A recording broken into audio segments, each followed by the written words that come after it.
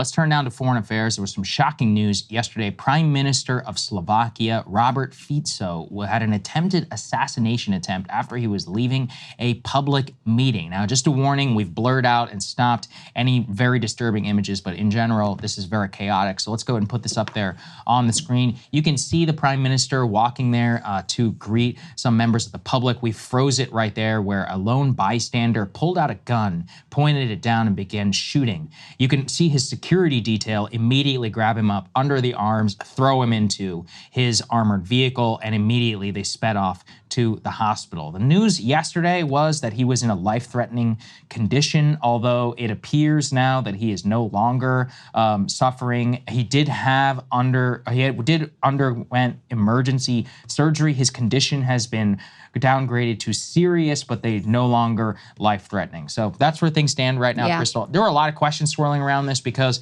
Robert Fico, we covered him here previously in the past. He is a very interesting figure. He was elected in Slovakia, which is a member of NATO, almost explicitly on an anti-Ukraine aid position. He's a fascinating kind of populist figure, which we'll get to in a little bit. But you read a lot about the assailant, Krystal. So what do we know? Yeah, well, I mean, we know who this individual was, more or less. He's a 71-year-old from a small Western town. Apparently, he works as a security guard. You know, the weapon reportedly was his own. The only thing we know about his politics is, according to a local Slovakian TV station, they pulled a video where he complains. He says, I don't agree with the government's policies. Why are the media being targeted? Why is RTVS, which is their public broadcasting, under attack? Why was Mazak dismissed from his position? That's a reference to an individual. So apparently, Fico is a very divisive figure for a whole lot of reasons. Ukraine aid his position on Ukraine is one of those reasons. But he's also launched this, full-throated attack against public broadcasting that's been incredibly divisive and the subject of current protests in the country. And then there's also been a lot of investigations of him in the past because he was in government before, and then his government collapsed over allegations regarding actually a targeted murder.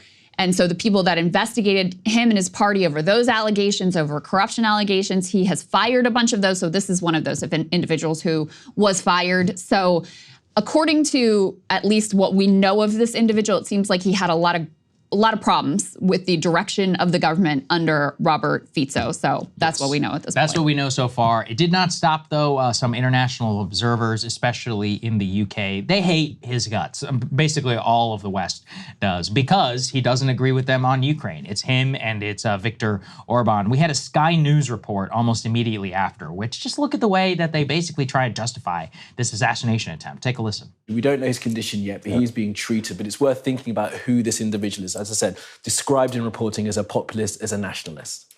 Yeah, well, that would make sense. I mean, Slovakia is a very conflicted place at the moment. I mean, Fico himself, he established this smear party, SMER, which is a social democracy party back in 1999. And he's been, I think, as you were just saying, Prime Minister 3 times. So he's a well-known figure. But he's become very pro-Russian over the years, and one wonders why and how, but maybe that's his conviction. And like Viktor Orban in Hungary, he's set his teeth against going along with sanctions, with EU sanctions, against common procurement. Slovakia is it's a small country. In the sense that it's the Czechoslovakia as was. The Czech Republic is the bigger bit. Slovakia is the smaller bit, although it was the more industrial in the old days.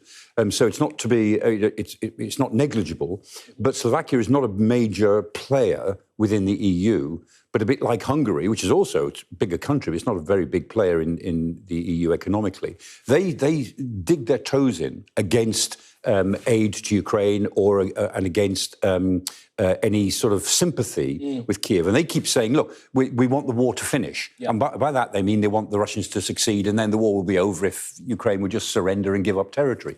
And so that's the view he takes. Now, that's very divisive in Slovakia. It's divisive within the EU. So it's not surprising that that this sort of event might take place because it's a very unhappy country at the moment, Slovakia. Not just on this basis, but on the basis of how the country is going in general towards a more authoritarian future. Not surprising, not at all. And it's like rampant speculation, and it's not even true. Whenever it turns out what we know about the assailant, it turns out Slovakia is its own country with its own problems. And we think everything's about us, right? Yeah, you know? Or Ukraine. It's like, hey, yeah, actually, maybe people in Slovakia aren't thinking all that much about Ukraine, but to them, oh, it's fine. You know, imagine if it was a flip, you know, and it was somebody who was a pro-Ukraine leader, let's say in Estonia or something like that, another very insignificant, tiny country in Eastern Europe, and there was speculation, you know, in the interim that they would be losing it here in Washington, but because he has the wrong views on Ukraine, oh, he's,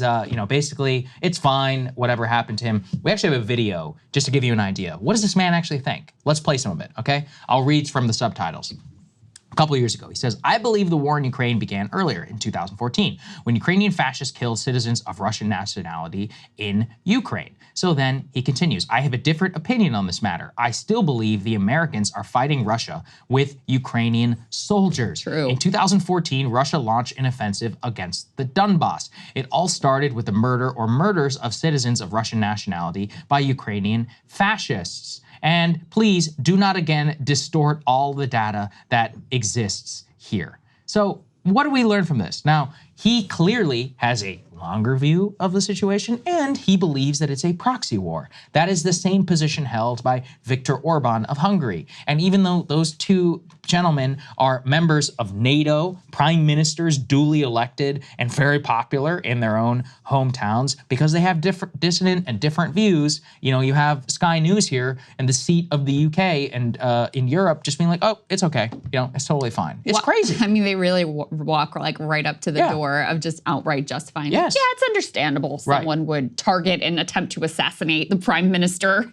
of Slovakia. Right. And I mean, in some ways, to me, the most revealing part is just how they immediately fixate on his position on Ukraine. Now, maybe that played into the motivations of this. We don't know.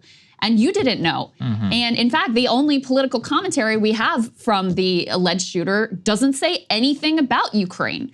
So there's also a level of chauvinism here of just assuming that the reason that this broadcaster is upset with Fico must be the same reason that the shooter was upset with him. And by the way, it's kind of understandable, really, when you think about it, isn't it? So just an incredible, like, revealing moment that they would spend so much time in that instant digging into what his position is, Ukraine versus Russia, when there was no indication that that actually had anything to do with this targeted assassination. Yeah, they just jumped right to the conclusion that, like, this must be about us, right? Because everything's about us. What they're also saying is, like, he's asking for it. He was asking for it. And it's like, pretty much by the way, implication. according to your own press, Brits, how is it going in Ukraine? Oh, shocking. Let's put this up there on the screen. You're not going to see this on the front page of the New York Times. President Zelensky, who's been traipsing all over the world with his hand out asking for weapons, has now canceled all upcoming foreign trips as Russia advances, quote, in the Kharkiv region. So as the news that we brought you on, on Tuesday in our show, things are going terribly for the Ukrainians on